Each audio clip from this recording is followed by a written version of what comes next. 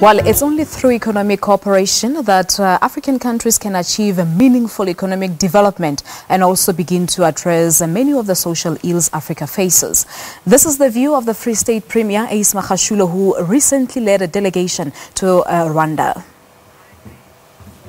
Free State Premier Ace Magashule recently led a delegation which included MEC for Roads, Transport and Police Sam Mashinini, business people and youth from different sectors in his province to a visit in Kigali, Rwanda. The objective of the trip was to learn more about how Rwanda managed to develop a road to recovery after the 1994 genocide, which left as many as 800,000 deaths, mostly of the Tutsi minority. In 1994, between April and July, Rwanda, a small country in the Central Africa's region of the Great Lakes area, was the scene of acts of genocide carried out against the Tutsis and moderate Hutus. Ignited by extreme Hutu nationalists in the capital of Kigali, the genocide spread throughout the country with a staggering speed and brutality. Serge Rugamba is the head guide at Kigali Genocide Memorial.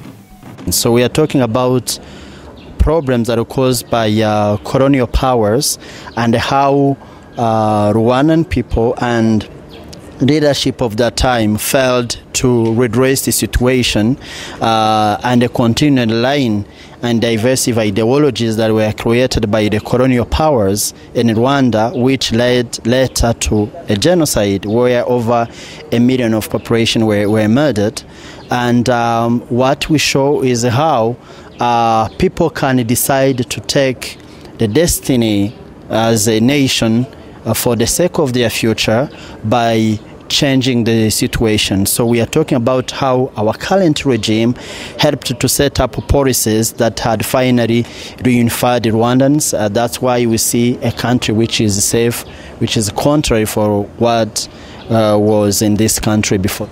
Meanwhile, Magashule says 23 years after the brutal killings, Rwanda has managed to recover from its aftermath, with the country's citizens re-establishing their social bonds and working collectively to rebuild their nation. Our leaders stood firm and fought for freedom, and we are happy and motivated and agitated and activated by the people of Rwanda. Despite all this genocide, despite all the ethnical traditional groups, they keep on fighting, and look at where the country is now. After the 1994 genocide, the country is thriving. The delegation also met Deputy CEO of Rwanda Governance Board, Dr. Kayitesi Usta, who emphasized the importance of service delivery as well as the country's vision for 2020. Through that, we go countrywide as the RGB and ask relevant questions to the programs, to the population, in order to seek to understand their satisfaction level. Now that also comes from the commitments of the government.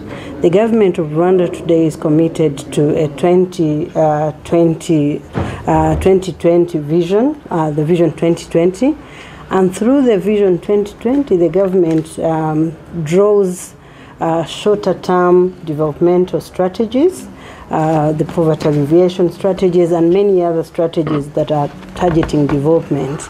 And in all of those, actually, there is a set target. So, for example, the government of Rwanda had targeted achieving up to 85% of citizen satisfaction and service delivery.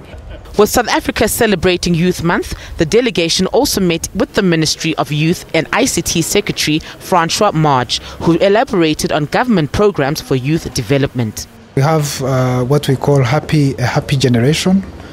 This is a model for a healthy and with a healthy generation with good attitude, productive and innovative attitude, and we have a number of programs that are mostly financed by the government, but also with the development partners to engage the youth through those programs. Under the leadership of President Paul Kagame, the Eastern African nation has enjoyed peace, stability, and economic growth. Kagame has worked hard to change global perceptions about Rwanda. Now the country is seen as a model state and a major destination for investment opportunities. This was stressed by a group of business people from the Free State who formed part of the delegation and had an opportunity to engage with their counterparts in Kigali. Visiting a country that was in ashes, a few years back. Our country can actually learn a thing or two from this country. How to rebuild itself from the negative past. I'm very impressed with how they support one another and they work together, especially young female entrepreneurs. They're very passionate about including women in the space, young women to be precise, and making sure that female entrepreneurs play a very big role in transforming the Rwanda economy.